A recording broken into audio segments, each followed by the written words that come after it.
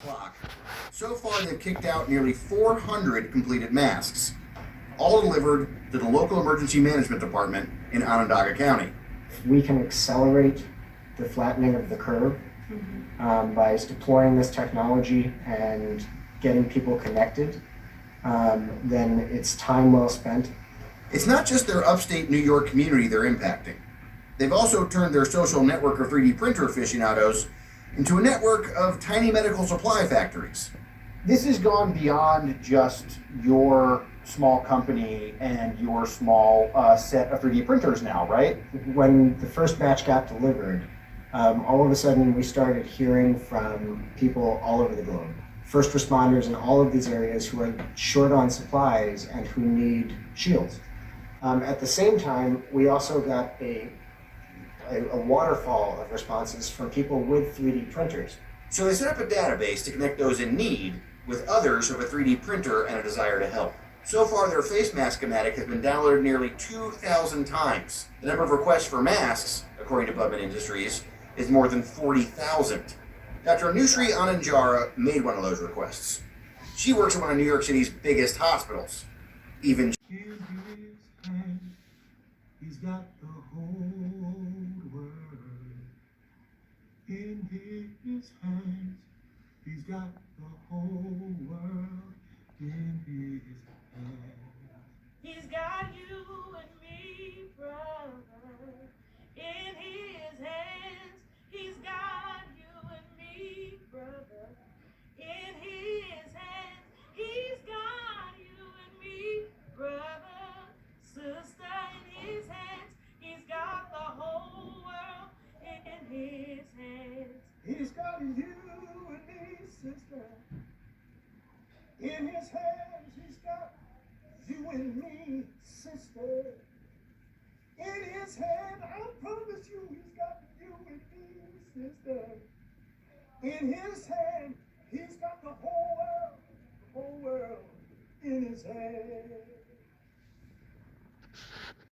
Including police, firefighters, and healthcare workers. Meanwhile, the Met Council on Jewish Poverty filled up 7 truckloads of food and supplies to be distributed to 40 food pantries in need across Brooklyn. We need to get food into the hands who need it most at this very critical time. And that was McGee reporting. All right, let's send it over now to our meteorologist, Stacey Ann. I heard this sort of a mixed bag of weather coming up this week. Yeah, mixed bag of tricks for you, Heidi and everyone else. I mean, the fortunate thing is that not a lot of folks will be out on the roads. We're starting to get those clouds building in across the tri-state. It's a precursor to this storm system that we're tracking. Most of us will get rain. Dreamed that a month or two ago would become one of the epicenters globally for this epidemic. We're hearing stories of 500 or more patients in the major hospitals. Our big teaching hospitals like Columbia and Cornell. At least 2,000 hospitalized so far, and around 500 in intensive care units, and that's just the beginning. So it's going to continue to go up, and this is the big question: will all of the New York hospitals be able to handle all of this surge? And at the same time, we're seeing healthcare workers get sick, infected and sick, and either out of the workforce or in some cases being hospitalized themselves. And the tragedy, of course, is we knew this was coming, and yet there was not enough done to stop it. We've seen Governor Andrew Cuomo in recent days speaking often. Is New York taking the right steps? Well, they're doing the best they can. They're trying to, we've all heard the term now, social distancing, where we're asking individuals to stay indoors. Not everyone is heeding that advice, unfortunately. So the numbers will continue to climb, and then the question is, if the hospitals can't handle it, what's next? So there's lots of discussions about bringing in the United States military and building makeshift hospitals, including one of our convention centers. So we don't really know where this is going to top off.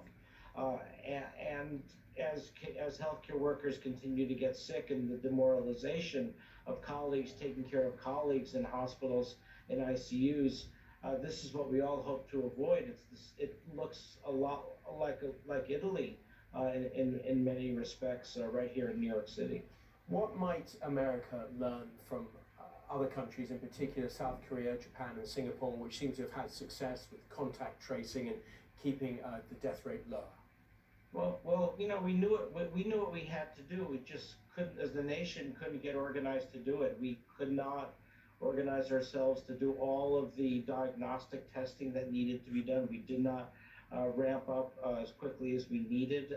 We didn't do the social distancing early enough, so we're missing opportunities.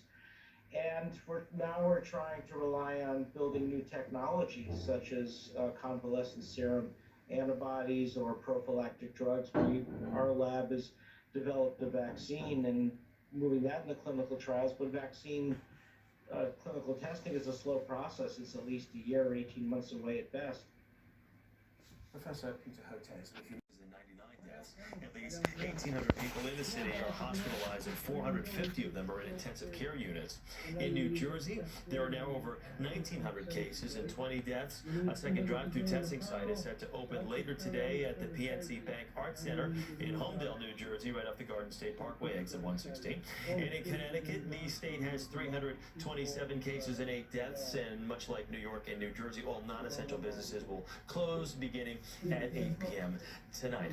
Well, Governor Cuomo says that New Yorkers are not practicing social distancing like he's been imploring. He's not happy about it, and he wants people to stop it and stop it now. The governor calling on New York City officials to take further steps to make sure people are getting the message to stay away from each other. He visited a park yesterday and did not like what he saw. I was in these parks.